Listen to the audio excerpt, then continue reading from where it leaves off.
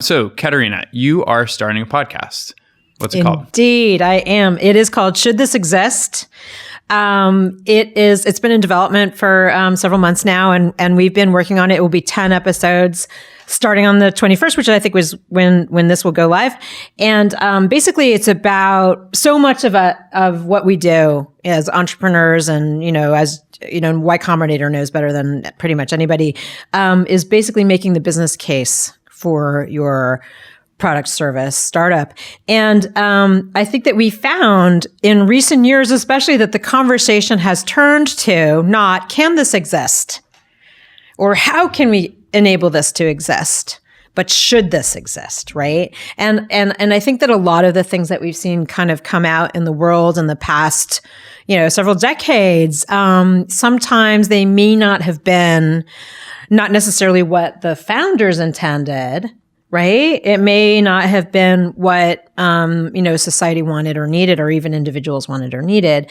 And if there were a slight course correction, or if the founders had just been kind of asking themselves that question, should this exist? It's a very important question to ask, right? Just flat out. Should this exist? Should this feature exist? Should we, plan this company a little bit differently to address underrepresented groups? This has potential for kind of increasing bias or inequality, or like 1,000 things that we can look at that are kind of these outcomes of our paths. And if you, as we all know, when you're doing a startup, you've already been in existence for 5 years. It's much more difficult to change your course than it is at the very outset. So those are the questions that we are hoping to introduce into the conversation, should this exist. So is there a process that you go through when you're trying to take apart an idea and figure out whether or not it should exist? Well, most of it comes out in conversation. And I think that a lot of it comes out in the conversational process that you engage in, not only with your team, right? As a founder and, as a creator, inventor. Actually, a lot of the people that we have on the show are inventors and scientists and, people who are, kind of just taking maybe some research or some new technology, and bringing it out into the world and productizing it. And a lot of the time, there's a lot of, questions out there. There's a ton of, for example, groups that are like kind of asking ourselves, what are AI ethics? What do we do with, how do we manage the, the potential very great downsides of, say, CRISPR? There's a lot going on right now. Crypto, it's like a very, we're kind of going into realms in which we just don't have a good ethical framework to discuss them even. And so just making the kind of question the part of the conversation, very important. I think about this a lot because I read thousands of YC applications, and some of them are for really, really incredible technology that I'm like, wow, this could have a huge impact. So who should be part of that conversation when you're trying to decide whether something should exist? Is it founders, investors, or like how? I honestly think that it's a matrix, right? It's like there's a lot of people that should be involved in that conversation. And I do think that one of the benefits of this show, and one of the things that we're hoping to do with this show, is to bring people in that are not necessarily normally part of the conversation, right? You want to bring in sociologists. You want to bring in historians. You want to bring in psychologists, people who actually study a lot of the different processes, and not all of us computer scientists, user experience designers. I think everybody starts off with the best of intentions. Nobody thinks that they're going to do something destructive when they start off. And as, you kind of read in the poetry of like Baudelaire, the descent to hell is by small steps, right? You just kind of see that happening over and over again. And so you want to prevent the kind of the Theranos outcome. You want to put it like all of these things that, you kind of get there. Yeah. Have you ever read the blog Wait But Why? Yes, I have. Tim Urban? Yes. So Tim talks about this idea in the context of what he calls the human colossus. And basically he says like, we have this like divine destiny and that humans will just build. But it seems like you probably disagree. Like the market doesn't necessarily push a product to a certain place. Well, I mean, I think that it's one of the great things about humankind, right? Yeah. We're kind of, homo faber, right? The maker, right? It's we are the makers. And we honestly just can't help ourselves. Exactly. And I honestly think it's one of the best things about us is that we're just endlessly curious. We like to develop new tools. We're kind of full of possibility and vision, and we see something that, can be changed and we want to change it. Right? I think it's one of the best parts of our nature. But when we do that, without a sense of some of the possible outcomes or even being aware of them, and nobody knows.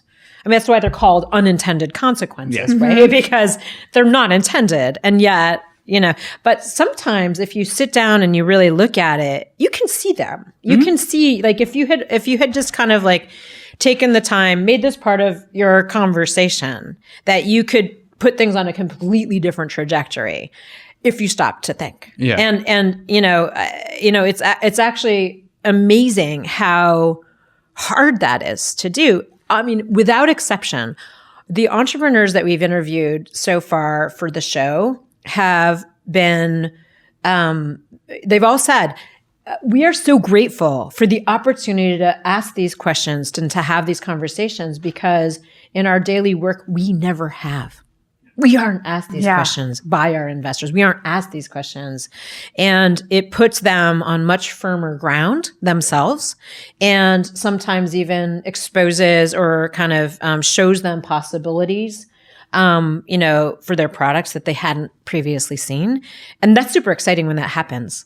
Well, so maybe we should be more concrete. So what's the first episode about?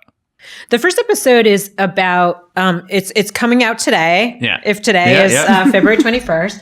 And it's about a neuropriming headset that makes you learn faster.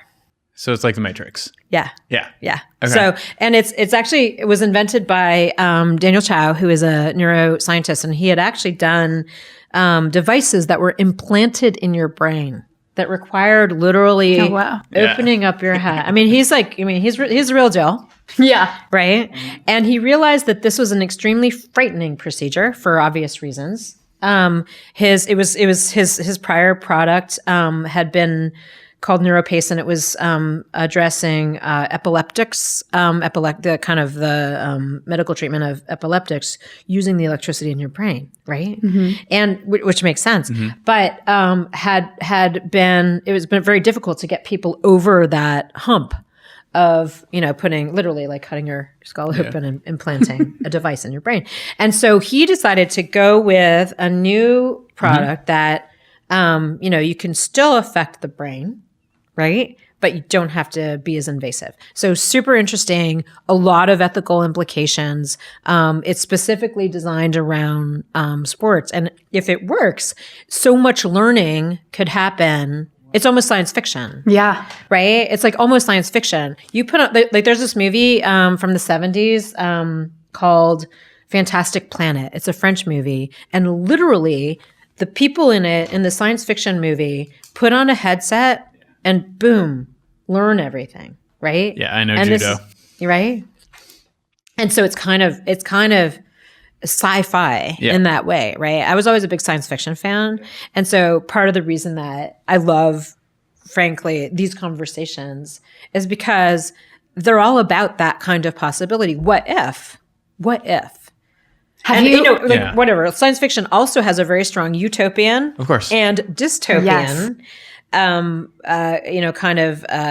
interest. Like it focuses on those two potential outcomes frequently. That's one of the things that I've learned recently that has been so interesting is that big companies are starting to hire science fiction writers. Oh, really? To map out these possibilities. Exactly, because that is what they have been doing. I mean, that's kind of what their job is. Right. As science fiction writers. They're just kind of future scenario planners. Right, exactly. Right? Yeah, no, it's amazing. Yeah, so this is kind of reframing the show to me. I had previously thought it was more about criticizing things that currently exist. So is that happening, or is it more about future ideas? And No, it's more about kind of taking something that's bleeding edge, that's actually leading edge, okay, and is something that is coming soon, gotcha, and is even in market. Okay. Right. And sometimes they're in market, sometimes they're still in the kind of early development stage, but having those conversations at the very early side of those, because I mean, there's a lot of criticism online of things that already exist. And I think that if you read your op-ed of, kind of your daily paper, you will find a lot of that. But what we're trying to do is really kind of, start at where we are. Yeah. With new products. And in some ways it's kind of the most fun. It's also way more optimistic. And it's more optimistic. Which is, for me, the dystopian stuff, it can be you could just sit around and criticize the existing technology like all day long. Yeah. I mean, and it's actually very gratifying to do that in some ways. In but like I'm not a sure mean, whether like putting down celebrities kind of way. Yeah. But I think that the goal of this show is actually much more about possibility, right? Than shutting stuff down. Okay. So this is a little bit of a side note, but I did have a question about current existing technologies. So if you say were an employee at a company where you're like, I don't know if this should exist, how do you think about that idea now? Because it's no longer like if you were working at a hardware store 50 years ago and you're like, I don't know, I just sell like screws and hammers and nails and whatever. You're like, right. Kind of like doing These are no neutral. harm. Yeah, it's neutral. They're not harming anybody. Right. Necessarily. I mean, obviously you can harm somebody with a hammer. Yeah. Okay. Yeah. Maybe you're like, I sold screws to a serial killer. Sure. But now you're like, okay, I think maybe 5 years ago, people might say like, I don't know, I'm just like an employee at this company and I'm just whatever. This is a fine salary. Right. Not so easy to say today. Right. Yeah. I mean, I think that one of the great things about millennials, and what are we calling the people that come after the millennials? Gen Z. And then there's the one that after. So like kids today, whatever you call them these days, are super engaged and want to know that the things that they're working on have merit, are putting things on a good trajectory, have positive impact and not negative impact. And you see this happening over and over again. You saw recently the Google walkout. You see organizations rising up to help people inside of organizations communicate with each other and figure out how to communicate this to senior management, et cetera. So I think it's a huge movement. And I think that people have started to realize as employees of large companies that they also have the power to say no. It should not exist this way. Maybe it should exist this way, and actually be part of that influence and conversation and kind of actually set the trajectory of their work. Yeah. Because it's their work, right? It's really, it's the work that you do every day. And you have to feel good about that. I think that we all recognize that we're, a lot of the time, those of us who are so lucky, right, to earn paychecks working in technology, right, which is a privilege, right? And most people do not have this privilege. And so we should consider ourselves extremely lucky, are able to, with our work, and you can kind of see, change the world, right? And kind of this has always been the promise of Silicon Valley. We're here, we're going to change the world, right? There's tons of that. Are you changing the world for the better? I mean, yes, you're changing the world, right? Everybody's changing the world with their work every day, a little like bit by bit, right? And are you changing that world for the better or not? And, you want to be always making sure that you bring your moral compass to work with you. Yeah, and absolutely. And you have a choice. Because, I mean, I know many people at companies who feel like they got lucky and they just ended up there. And they're like, oh, I don't know. I might be part of this machine, but I don't know if I can be part of another machine anymore. Like this might have been one hit. Right. And so they get locked in. But I think as people start to think about stuff, they do end up moving on. But I was curious about you as a founder. Did you ever look back and maybe even on projects where you're like, I don't know if I should have made that. If that was a decision that should have been made. Well, sometimes you can't see the consequences of it. So, for example, if you go back to my Flickr photo stream to around 2004, you'll see the design. I posted it up there, I think in 2008 or something like that, of the first activity feed. Okay. I never called it a feed. I called it recent activity because a feed always reminded me of like animals at a trough. Which might be more accurate. Which may be more accurate, right? Subsequently, right? And this was a significant thing. Yeah. Right? It was not invented by me. It was just really invented. It was kind of reverse cron that we had seen in blogs. Mm-hmm. And the difference was it included activity from other people in your social network, right? It was the first time that this had actually kind of appeared. And so you would see people liking your photo. You would see when your friends had posted a photo and all of that kind of thing. And you could just basically see activity as it was happening on the system. And it's interesting because this was then adopted by Facebook subsequently, but the changes that were made there were very significant. And we could see it all the way along the way. Mm-hmm. We could see that, suddenly they're reordering things based on people's attention, not on chronology, right? Mm-hmm. This is super significant. We saw that and we're like, whoa, that is not good, right? Because suddenly if you have somebody, it's kind of the same thing on kind of television. Yeah. What gets your attention is not necessarily the thing that you should be paying attention to. It's a security hack of your biology, as kind of how I think about it, because you're just kind of as a human animal, you're like, you see like naked people, you are not going to not look at that. Yeah. You see a car accident, you're not going to not look at that. I mean, it goes back to the early days of newspapers. If it bleeds, it leads. If it That's bleeds, what they used it leads, to say. right? And so once you start organizing things, not based on simply, I am interested in following this person, right? I'm interested in what they have to say, exciting or boring, right? Or I trust this news source, etc. Mm-hmm. And then kind of making it so that not only is it the most attention-getting things are promoted, but you can buy your way there. Mm-hmm. Right? Mm-hmm. So it's like, I think that, a recent activity, reverse cron list is actually, I don't think there's that much wrong with it until you start adapting it in these somewhat nefarious ways. Right. So you see kind of some of the inventions that you've but then made, you go right? back. I mean, you could look at, I forget what year it was, but then there was like the rise of things like Upworthy. So they gamed it in a different way. Sure. So that was like the early days, like, we can sensationalize positive things and get in the feed before you had to buy because as soon as you switch to paid promotion of your Facebook page, it changed the game. Sure. Right? Like you didn't get any activity in the feed unless you bought your way to the feed. I know. And it was kind of a tragic thing to see a network that was yours. Yeah. Right. Like these are your people. Mm-hmm. Like this is your cousin and your sister and your coworker and your friend. And you don't even see it. And then suddenly, like, they're gone. And so, I mean, yes, you can sensationalize worthy things as well. But I think that the problem is in the verb sensationalize, right? Attentionify, right? It's an issue. Yeah, it's an issue. But now both of you guys are doing this as investors, right? So, Kat, you sit in interviews at YC. Mm-hmm. How do you think about?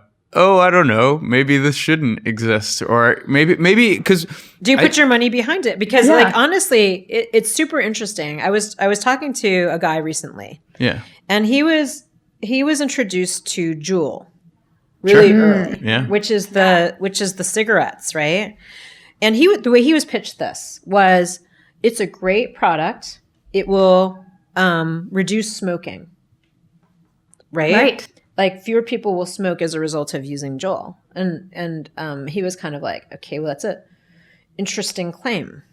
But then why would you start a smoking company to like have there be less smoking, if you know what I'm saying? And so he kind of looked into it and he's like, in no way are they actually explaining the addictive properties of nicotine. It's now what? Like there's, 5 million new smokers because of this a single product, right? And they recently got investment from Philip Morris. And so he could have, at the very early stages of Juul, because he happened to, meet them really early, Yeah. have invested $250,000 in this company, which would now be worth $25 million, right? That $250,000. He said, and I thought that this was super interesting, I never had put a price on my ethics and integrity before, but I now know It's 25 million. Exactly. it's 25 million at least, right? Yeah. Because that's just where it is now. And so I think sometimes, like, yes, you can totally get rich by burning down the rainforest and kind of creating sexist media and, all kinds of things that you can invest in. Right? Right. But do you invest in them is the question, right? Yeah. And I think that at Yes VC, I'm an investor and my firm is called Yes VC. I think we have generally, certain categories that we won't invest in. Which is true for a lot of funds, right? The LPs true have of a rules lot of that funds, you can't right? invest in guns. Right. But like, we don't invest in gaming, right? We don't invest in a lot of games. And the reason that we don't is because it's like a lot of the time it's like, it's like it has all the same mechanisms as addictive gambling and things like that. And like a lot of times it's just like Las Vegas for children. And you realize that the same mechanisms that are, the same security exploits, frankly, that social media has taken advantage of which that's a whole nother conversation that we can have about my opinions of social media. We just don't want to be in that kind of atmosphere. If it has those kinds of properties, right? Those compulsive, addictive properties, it's just a category that I'm not against games, I'm like give me some Settlers of Catan any day. Right. But I'm not in the business of creating these, addictive like behaviors. So, and the gaming category is full of that. Right. And I mean, that's why I like the concept of this show that you're doing a lot, because I think more of those conversations about should we fund this? Should we be part of this? Oftentimes, since we're so early, we're the first, check, we're the first money in. And so that is pretty powerful. So it's like, so powerful. Yeah. And so because you're basically putting the, Y Combinator seal of approval on every company that you invest in. We too, we're like putting the Yes VC seal of approval on every company that we endorse. I mean, it's an endorsement. I mean, of course. Yeah, Right? of course. I mean, tricky things have happened at YC. Absolutely. Where a company pivots and you're like, oh boy, that was not the intended consequence of the 120 grand at the time. Exactly. Right. And you can kind of, disavow them, try to go in and coach them and whatnot. But I think that part of the Y Combinator conversation should be in the should this exist direction. I think it's important. And I think it's also important that another thing too is that we have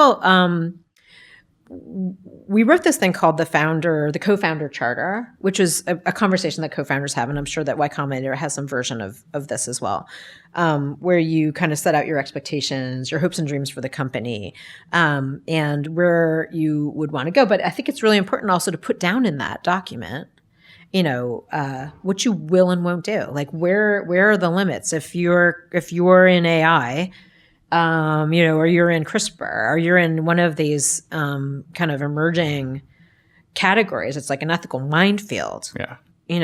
Really know where you will and won't go. So do you make all of the founders that you invest in fill out this charter?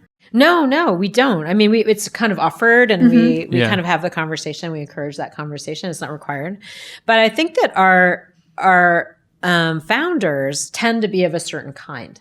And if you look at all of my prior companies, my prior investments, they do have a certain flavor. There's a certain ethos that they have in common. So, Flickr was an online community. It was a very human community, very creative, very communicative.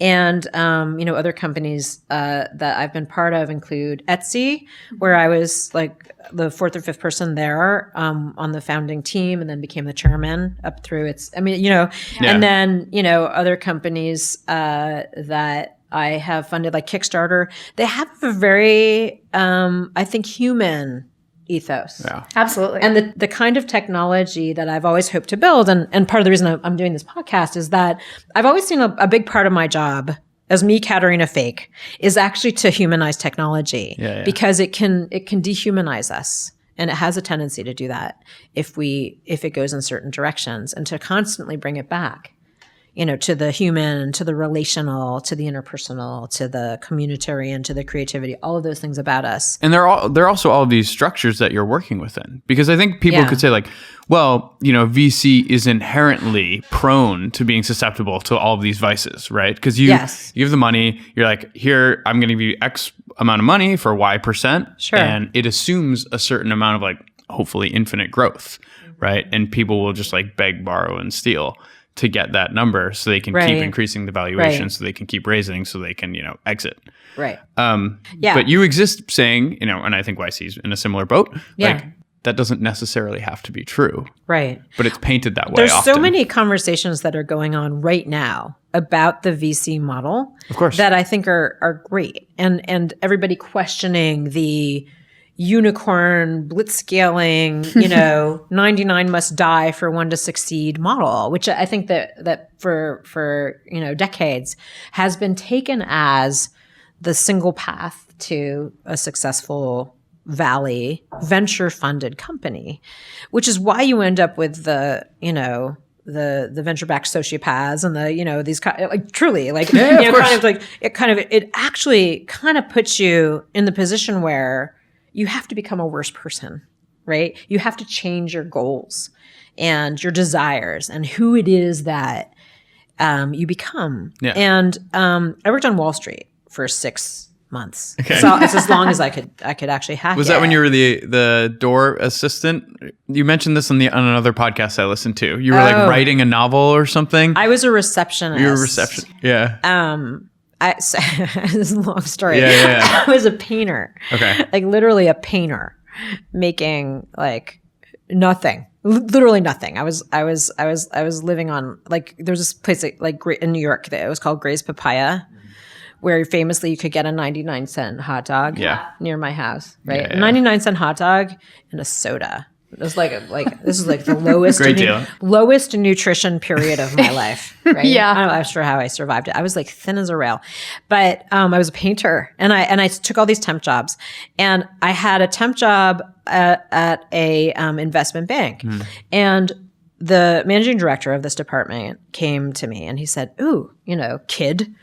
I was only like in my 20s, super young, early 20s. Yeah. And you're really smart. You could be an analyst here. And I'm like, well, I'm a painter and, it's kind of not my desire. And he's like, yeah, but I'm going to pay you a 6-figure salary. Right. And I'm like, 6-figure salary? I'm like, literally, I'm living on 99-cent hot dogs at this point. So I'm like, okay, I think I can take you up on that. So I went out and I bought myself I bought myself a suit.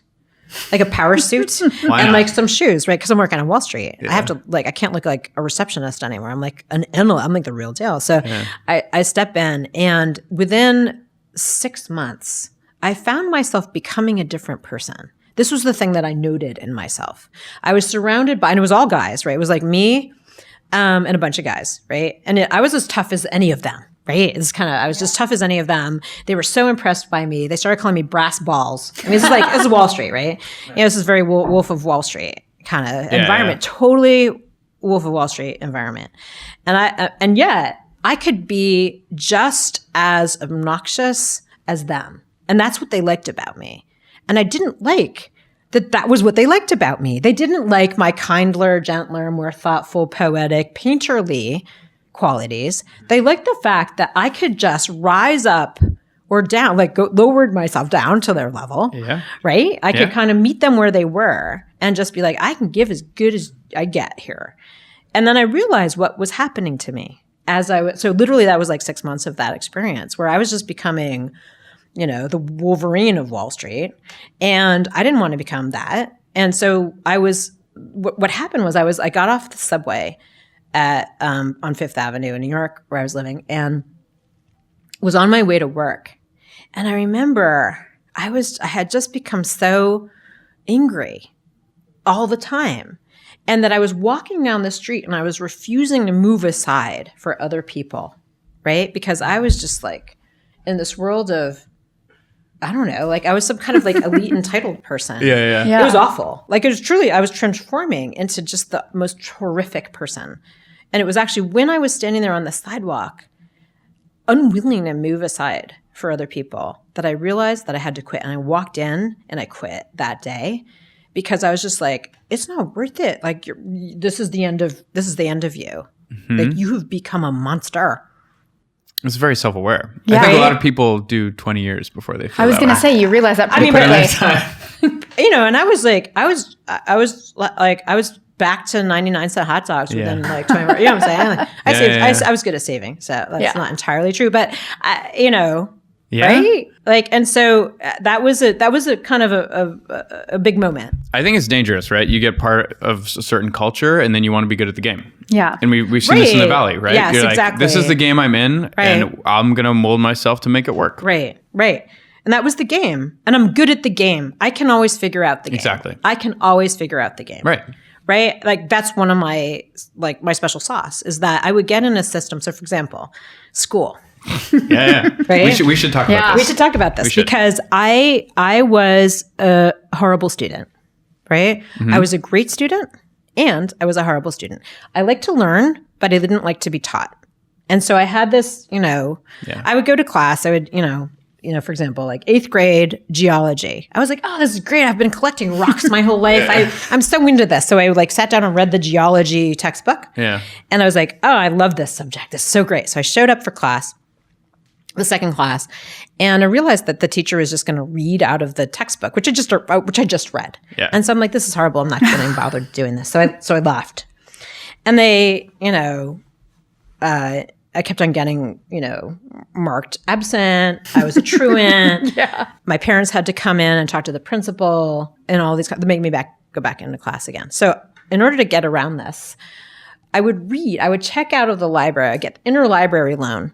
I would get all of the books of the bibliography of each of the chapters of my geology textbook, and I would read them. Okay. And then I would sit in the front row, and the teacher was like, hey, blah, blah, blah, blah, blah, blah, blah, blah, blah, blah. Plate tectonics, this. And I was like, if you had I would raise my hand. If you had read the seminal paper in plate tectonics, you would realize that blah, blah, blah. And that was like the most obnoxious. That went over really well. Yeah, right? I'm so sure. that it went over incredibly poorly, which is kind of the design. And then I was excused from class and she kind of took me aside and said, if you just show up for the exam, I will not report you absent anymore. So I did all of these like weird workarounds. And then I kind of just would, and it wasn't like I was off like smoking dope like behind the bushes. Like I was actually in the library reading. So it wasn't like I was a bad student, but I was truly like institutions and I have never gotten along well. And so I was, I was always like that. And I discovered that if you did really well on standardized tests, you were good. Right? Yeah. So I was one of those students where I had like, straight C's. Okay. And then occasionally I would get like A+ in a class where I had a really stellar teacher and I just loved them and I would do everything like that I could. And then I had all these C's and like I was always on the verge of getting kicked out.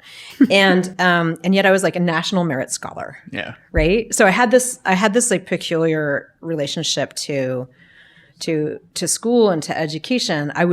There were a lot of people there who had like so much better grades than I did. I did not get good grades in school. But it worked out okay for you. So now, do you feel that school is doing a disservice to many people? Or are you just a small percentage of the world where you're like, I don't know, I was never going to fit in here.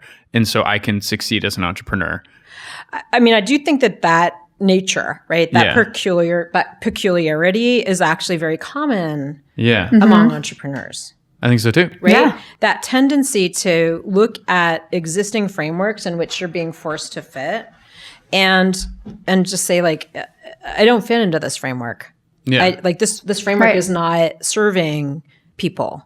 How can we you can also set it or change it or somehow adapt in a different way and forge your own path? And you have to kind of be, like I said, have a lot of initiative, right? Like you cannot go to class because you don't want to do the work, or you cannot go to class because you read all of the books in the bibliography on plate tectonics. You know what I'm saying? Like you can, there's different approaches, right? There's different reasons to not go to class. Yeah. And if you're not going to class for the right reasons, in the end, I think it will serve you. Yeah.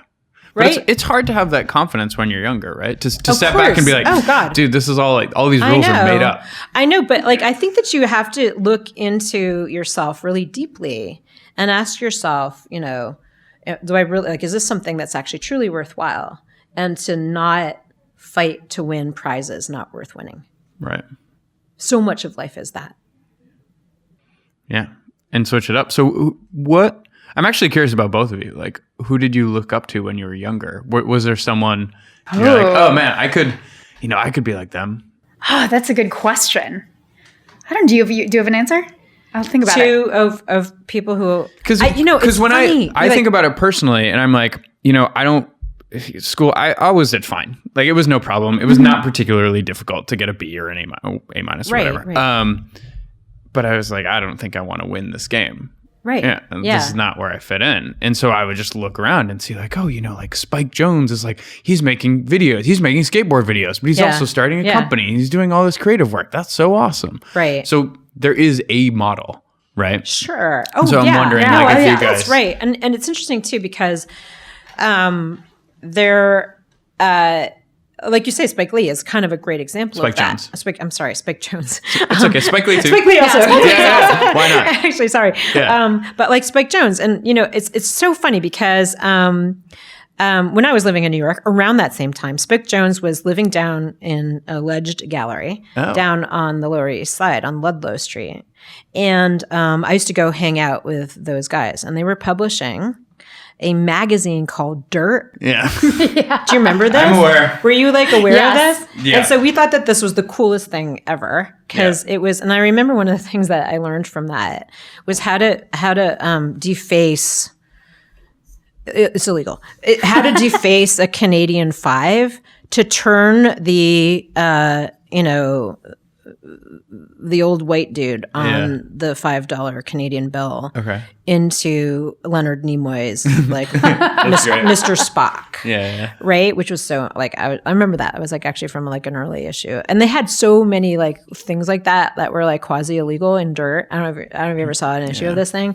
Like how to drill a hole in a quarter so that you could use it repeatedly at the laundromat. I definitely know about to that do one. these like things like there's like 1,000 things like this, and I'm like, you know, can you publish things like that? And so and for me, it's like, oh, there are these like fringe examples of how it works. Right. And so you know what's interesting though, and here's the thing that's kind of interesting, is that what was on the, and this always happens, right? What was on the edge became the center. Totally. Right. 10 years ago, all the things we're doing with startups and having individual founders being able to build enormous companies, that just didn't happen. Right. And also, you know, kind of, you know, culturally, rebellion was actually rebellion against a system. And now you're kind of you're on the inside. Oh, yeah. You know, you're kind of being asked to disrupt. Yeah. Right. And that's a complete change, I think, in culture. I mean, you know, obviously it's been happening since, I don't know, since Levi's, you know, became like, you know, like $600 jeans, right? Like, you know what I'm saying? Like it's like it used to be just totally actually rebellious to wear Levi's.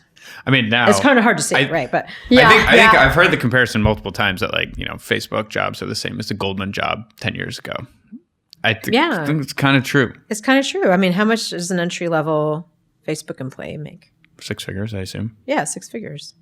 Yeah. Right? I mean, like you get a painter. Yeah. You know. Yeah. Sitting behind a reception desk at an investment bank. Yeah. You know, in the late 90s. Yeah. You know, so funny. It's not that different. So do you have answers? We move on. Do we have answers? Oh, about who we looked up to as kids. I think I'll get back to you on that. Okay. I mean, I know there's so many. It's super interesting too because I think that there's kind of cultural, you know, Spike Jonze being a great example. Like there's kind of cultural icons, that are not necessarily people you're gonna like. You didn't become a skateboarder, filmmaker, kind of media person, right? But you recognized in certain people a spirit Yeah. that you felt was something that you related to and wanted to follow, or emulate, or, you kind of just took as inspiration. And so as you are homeschooling, is that something that you try and set up for your kids? You kind of have to find those yourself. Yeah. You know what I'm saying? Like, you can't just, did set them up for the it wasn't like pursuit. your parents were just kind of like, here are your available options. You would have been like, no, thank you. no, I mean, I do think that you have to, provide a rich environment in which those possibilities are present. Yeah. What I'm really thankful for today is that I was thinking through like all the people that I looked up to, and only one woman comes to mind from being a kid, right? I really liked Lea Salonga, who was I'm Filipino, right? And who was this Filipino artist and performer. What's her name? Lea Salonga. She was the voice of Princess Jasmine. Okay. She was in, We should note, for the record, I'm half Filipino. Oh, you are? Oh my god! My mother is Filipina. Oh my gosh, this is huge. And huge news. No, it's true, actually. Really? Yeah. And so now I think that I think what it was is just seeing a Filipino woman who was successful out in the world. Oh yeah. And put on a pedestal, and people really appreciated her work. I didn't know any other Filipino women that were featured anywhere. And so I think it's so great now that there's way more women in all industries that are highlighted and featured. Yeah, some of who are. And so that's something that means a lot to me, is seeing someone who looks like you or represents sort of the background that you came from, owning it. I mean, I think this is really important, honestly, if you're in an underrepresented group, right? Mm-hmm. To see your kind of Latinx hero, to see your, Filipina hero. I think it's important. Yeah. Yeah, absolutely. I mean, now I have another Filipina here. Here we are. This is the most ever on one of our podcasts. Exciting. Yeah, the most ever Filipinos. Filipino down. Where's Diane Eisner? Like, we need to. We can go get Jollibee together. It'll be great. The Jollibee used to be a couple blocks away from here, but it's no longer. It's no longer. Yeah. I know. Did they have banana ketchup at the Jollibee? I don't think so. I could never get into the sweet pasta situation. Yeah. It's a thing. You have to grow up with it. It might be an acquired taste. So we have some questions from Twitter that I thought would be kind of fun to cover. Okay, good. Okay, so let's see. We have many questions. So I think this could be kind of interesting. So how did you get your first 100 users? But now you've started 3 separate companies. So there's Flickr, Hunch, Findery. Right. Did you apply the same strategies for all of them? They're very different. It gets easier as you go along. I started on, maybe I didn't kind of start from second base, but I started from first base at least. I was already on base. Okay. Like in that I had a blog that had a lot of followers, and I had started this very early on. And so it was literally drawing from my existing community and the people that I already knew who then were invited to and participated in. You have to, you start small. You start where you are with what you've got. And I had the advantage of having been very gregarious online for several years before starting Flickr, which is where our initial user base came from, specifically. So you were just blogging? I was blogging. I started a blog in 1998. Nice. And it was... What platform did you use? It was on...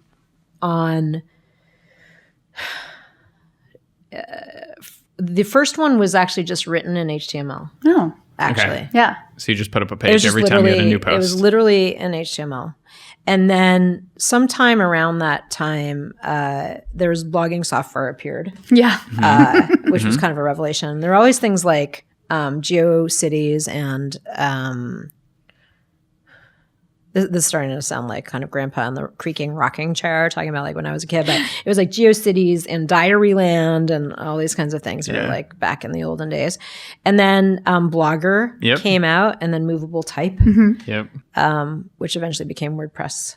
And And so I started using both of those, actually. I just found my Blogger archives online, which was kind of amazing to find.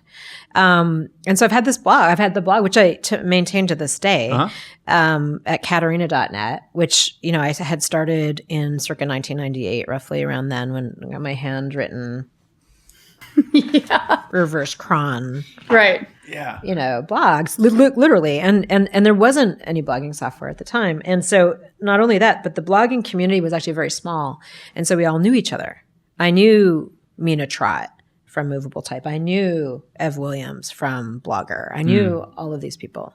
And it was just a very, very small and very rich community, actually, very close. We all read each other's stuff. And so it was a really great core community to start with. Not only that, but they had the ability to talk about new things, including your photo sharing product too. But it's interesting because one thing that I should note is that the way that Flickr really took off was that it was at the time thought to be extremely expensive to serve photos, right? And it was, but we knew that the cost of storage was declining and the cost of serving photos was declining, and more people had broadband at their house. We're talking about like circa 2003. And it seemed counterintuitive to allow people to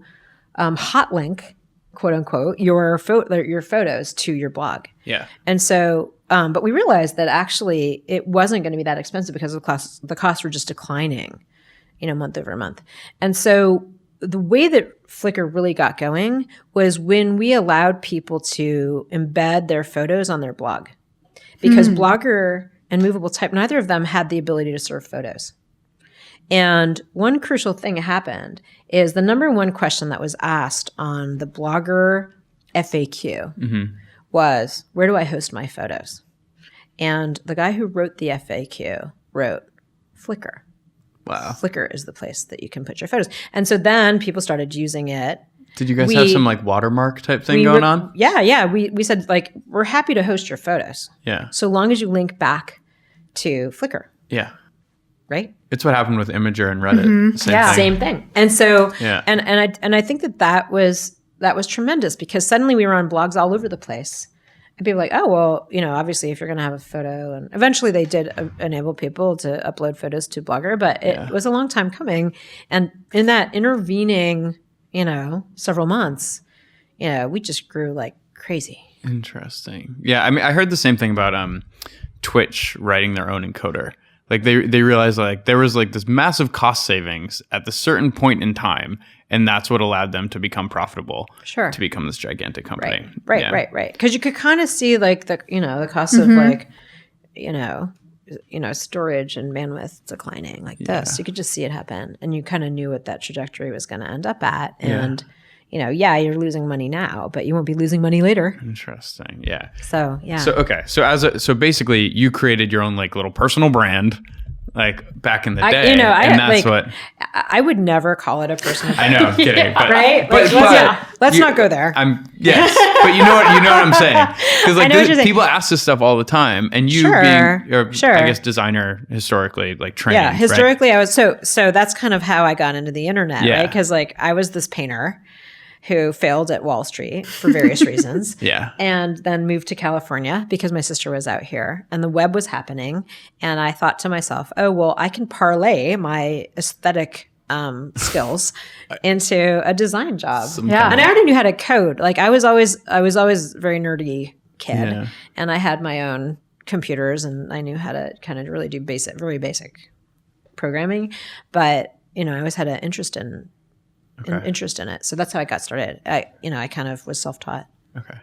And then what about when you're an investor? What are the things you're looking for in founders? So like these are kind of ways as a founder you might be able to attract more users. Right. But how as a founder or as an investor now do you attract investors? Is it just as simple as like make something people want, make something great? Yeah, I mean, yes and no, because you can actually make something that people want desperately. and it won't work out. So I think a really instructive study was done by Bill Gross, right, of Idea Lab, who I don't know how many, like 500 companies have gone through there. And at some point, they had a fairly large pool of companies that they had incubated there. It kind of was like, Y Combinator before Y Combinator. Yeah. And it was like 90s, not Y Combinator. And he looked at the companies that had succeeded and those that had failed. And they looked at a bunch of different aspects that you could measure the companies in. Was it in a large market? Did it have a very strong founding team? Were they execution oriented?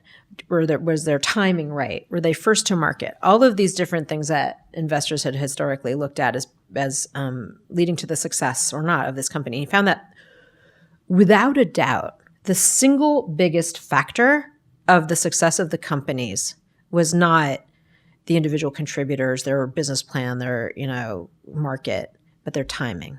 Yeah. And I know this because Flickr came out at a point when Friendster had already gotten people used to the idea of putting their pictures online and having an online profile, number one. Number two, more than half of U.S. households had broadband, could download a photo, like literally.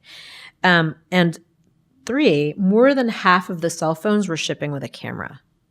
Yeah. Like it was unstoppable. It was a juggernaut. It grew so fast. And, its timing was perfect.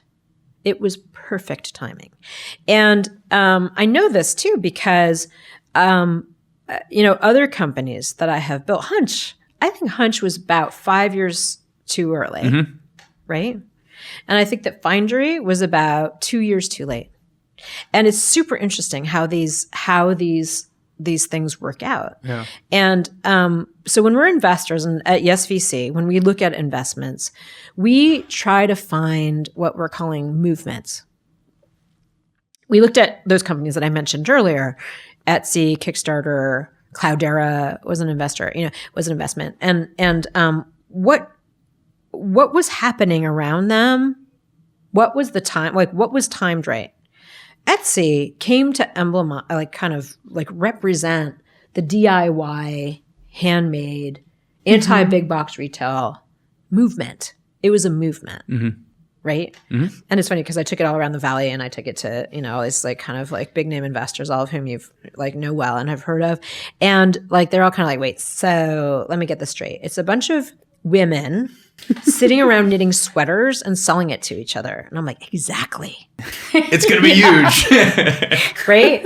Yeah. And they could not see it. And I was like, but you got to understand there's this groundswell. And it literally the next decade was about handmade this and artisanal that. Yeah. Right. As an investor in Blue Bottle Coffee, it was the same thing. It was artisanal food was just the decade was about that. Cloudera was open source. Kickstarter basically came to represent, crowdfunding. Yeah.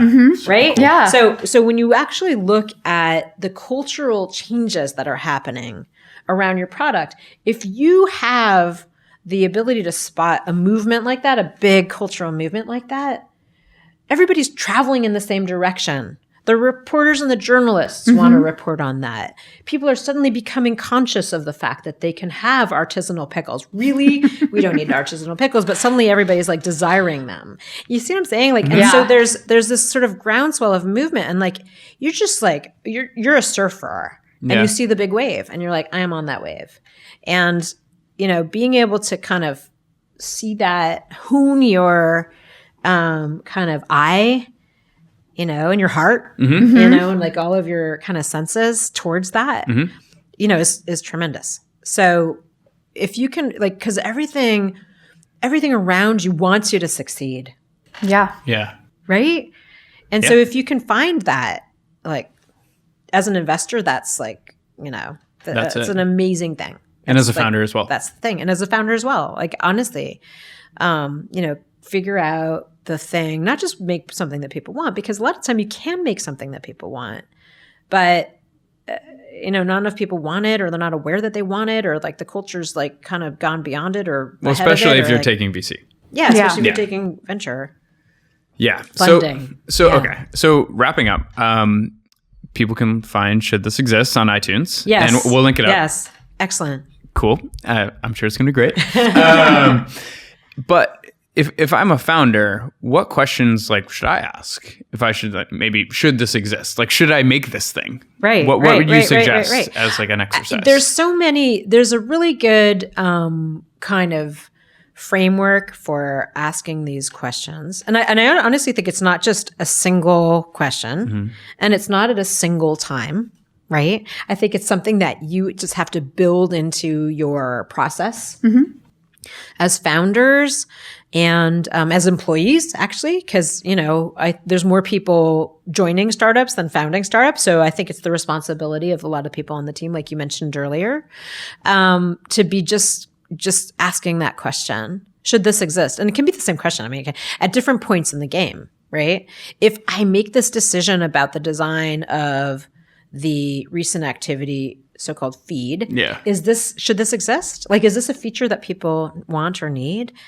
Is this going to end up let's do a thought experiment. Let's just sit down and kind of imagine if this thing becomes the thing that millions of people use. Just think it through, right? And then put on your kind of doomsday scenario hat. Right? Your science fiction fiction dystopian novelist hat. Yeah. And say to yourself, is this let's say I'm just, the most pessimistic person on the planet. Find the pessimists around you. We've all got them in our lives, right? They especially stand out to entrepreneurs because they're looking at things this way and we're looking at things that way. So bring them in and say look, and those people who are just kind of no, that's bad. It's going to be bad. Listen to them and kind of figure out, are they right? Right? Are they right? Could this end up there? And kind of just sometimes just seeing it for the first time is enough to be ooh, we're going to change that feature, or we're going to build an admin function that prevents that from happening, or we're going to take a totally different data set and feed it into our AI so that we don't have that outcome. So that's it. I think that's great. Well, thank you for coming in. Thank you. Thank you so much. This has been fun. Yeah.